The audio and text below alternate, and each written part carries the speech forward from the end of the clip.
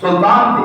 اور علماء جو تاریخ دان علماء ہیں انہوں نے لکھا ہے کہ سب سے پہلے جس شخص کو سلطان کا لقب ملا وہ سلطان محمود غزنوی ہے، جو داتا صاحب کے دور میں تھے.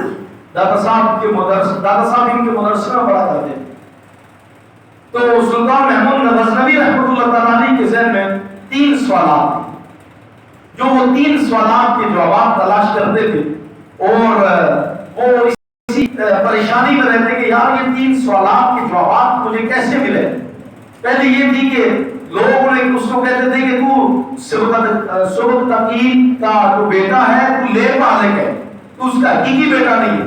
دوسرا یہ تھا کہ بھائی یہ ان العلماء ورثۃ الانبیاء، کہ یہ جو علماء ہیں یہ انبیاء کے وارث کیسے ہو سکتے ہیں، یہ مولوی انبیاء کا وارث کیسے ہے. انبیاء کا وارث کو پاورفل آدمی ہونا چاہیے تھا، کوئی وزیر ہونا چاہیے تھا، کوئی مشیر ہونا چاہیے تھا، کوئی سلطان ہونا چاہیے تھا کہ بھائی اس کے پاس اثر و رسوخ ہے، وہ طاقت ہمت طاقت ہے، وہ بات سمجھ آتی ہے. تو یہ مولوی بیچارہ اس کی کیا اہمیت اور اس کی یہ وارث کیسے ہے.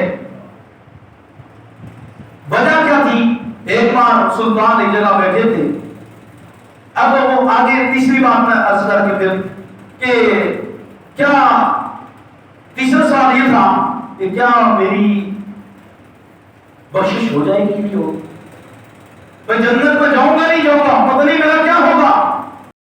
کوئی ایسا مجھے سرٹیفکیٹ کوئی نہیں ہے کہ میں جنت جاؤں گا نہیں جاؤں گا. وہ یہ ان کے ذہن میں یہ سوالات اٹھتے رہتے تھے.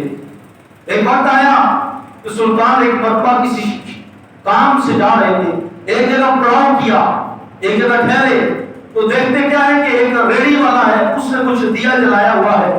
تو ایک طالب علم اٹھتا ہے اور یا ایک گھر کے اندر دیا جل رہا ہے، اوپر روشنی لگی ہوئی ہے، یا ریڑی والا تھا یا دکان والا تھا. تو خیر وہ طالب علم ایک چھوٹے سے حجرے سے نکلتا ہے اور نکل کر اس لیمپ کے نیچے، اس دیے کے نیچے آ جاتا ہے، اور وہ آ کر کتاب کی وہ یوں قریب کر کر کے وہ پڑھ رہا ہے. تو سلطان نے اس کو دیکھا اور وہ تھوڑی دیر گزرتی ہے، ادھر ادھر دیکھتا ہے اور پھر واپس چلا جاتا ہے. وہ طالب علم پھر تھوڑی دیر گزرتی ہے، پھر واپس آ جاتا ہے اور پھر آ کر وہ وہاں بیٹھ جاتا ہے اور وہ اپنی کتاب کی وہ مطالعہ کرتا ہے. اب یہ ہوا کہ یہ بار بار کا یہ منظر سلطان دیکھ رہے ہیں اور اپنے خدام کو بلایا اور خادم کو کہا کہ یہ ایک لیمپ کا بندوبست کرو اور اس سے پوچھو یہ کون ہے. کہا یہ دین کا طالب علم ہے، یہ آدھی رات کو اٹھ کے قرآن پڑھ رہا ہے، یہ آدھی رات کو اٹھ کے اللہ کے رسول کا فرمان پڑھ رہا ہے. کہا جاؤ آج کے بعد اس کے جو دیا ہے اس کا تیل سلطان کے ذمہ کرم پر میں ذمہ لیتا ہوں، آج کے بعد اس کو تیل مہیا کیا جائے، اس کی خدمت کی جائے، اس کو کسی قسم کی دقت پریشانی نہ ہو. سلطان بات آئی گئی ہو گئی. رات کو سلطان کی ظاہری آنکھیں بند ہوئی، دل کی آنکھیں کھل گئی. اللہ کے محبوب صلی اللہ علیہ وسلم کے اللہ فرما ہوئی اور کہا اے سلطان کے بیٹے، اے سلطان کے بیٹے، بے شک تو نے میرے وارث کے ساتھ حسن سلوک کیا، میں محمد گواہی دیتا ہوں کہ کل میں کر کے تجھے جنت لے جاؤں. جملہ دیکھیں حضور کا، سمندر کو کوزے میں بند کر دیا. کہا وہ سلطان کہتے تھے لوگ مجھے کہتے ہیں کہ تو سبتقین کا لے پالک بیٹا ہے، تو اس کا حقیقی جانشین نہیں ہے، حقیقی بیٹا نہیں ہے. حضور نے فرمایا سبتقین کے بیٹے، یہاں بات ختم کر دی. مصطفیٰ کہہ رہے ہیں سورج الٹا نکل سکتا ہے، زمین اوپر جا سکتی ہے، آسمان نیچے آ سکتا ہے، لیکن اللہ کے محبوب کے فرمایا ہوا ایک ایک جملہ، ایک ایک حرف ایسا ہے کہ وہ بدل نہیں سکتا، بدل نہیں سکتا. کہا سبتقین کے بیٹے. پھر اگلا جملہ یہ کہا کہ میرے وارث.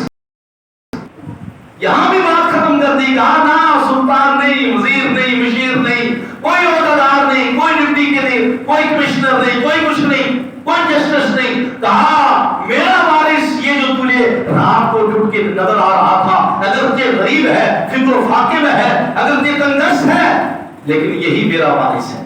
کہا اے ذوالتقین کے بیٹے تو نے میرے وارث کے ساتھ اس نے سلوک کیا، بھلائی کی.